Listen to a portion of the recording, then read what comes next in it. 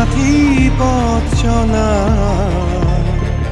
বাংলা চলচ্চিত্রের ৯০ দশকের সুপারহিট নায়ক সালমান শাহের মৃত্যুর ২৯ বছর পর তার অকাল প্রয়াণকে ঘিরে এতদিন ধরে চলে আসা আলোচনা নতুন মোড় নিয়েছে।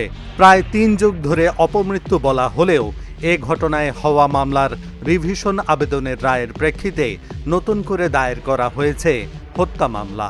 যে রায়ের পূর্ণাঙ্গ কপিতে উল্লেখিত আসামি রেজভী আহমেদ ওরফে ফরহাদের স্বীকারোক্তিমূলক জবানবন্দিতে সালমান শাহ আত্মহত্যা করেননি, তাকে হত্যা করা হয়েছে বলে উঠে এসেছে। মিলেছে হত্যার পুরো ঘটনার বিবরণও। তুমি আমার জান বন্ধু, অন্তরের অন্তর। জবানবন্দিতে বলা হয়েছে সালমান শাহকে পৃথিবী থেকে সরিয়ে দিতে কিলার ভাড়া করেন তার শাশুড়ি লতিফা হক লুসি। হত্যার পরিকল্পনা সাজানো হয় রাজধানীর গুলিস্তানের একটি বারে বসে। কিলারদের সঙ্গে চুক্তি হয় ১২ লাখ টাকায়। দেশের অঘোষিত আন্ডারওয়ার্ল্ড ডন হিসেবে আলোচিত আজিজ মোহাম্মদ ভাই, খলনায়ক ডন, সালমানের স্ত্রী সামিরা হক সহ আরও ১১ জন অংশ নেন এই হত্যাকাণ্ডে। হত্যার পর ঘটনা ধামাচাপা দিয়ে আত্মহত্যা বলে প্রচার চালিয়ে পরিস্থিতি ঠান্ডা করেন আজিজ মোহাম্মদ ভাই।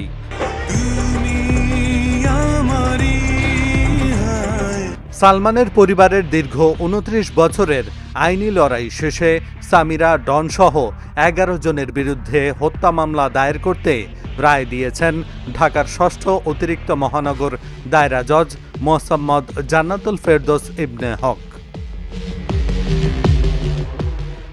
এরই মধ্যে রমনা থানার দায়ের হওয়া এই হত্যা মামলাটি তদন্ত করে আগামী ৭ ডিসেম্বর প্রতিবেদন দাখিলের নির্দেশ দিয়েছেন আদালত।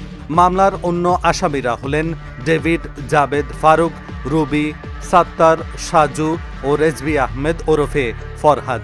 সালমান শাহর মা নীলা চৌধুরীর পক্ষে তার ভাই মোহাম্মদ আলমগীর কুমকুম বাদী হয়ে এই হত্যা মামলা করেন। এহসানুল হক, ঢাকা জার্নাল।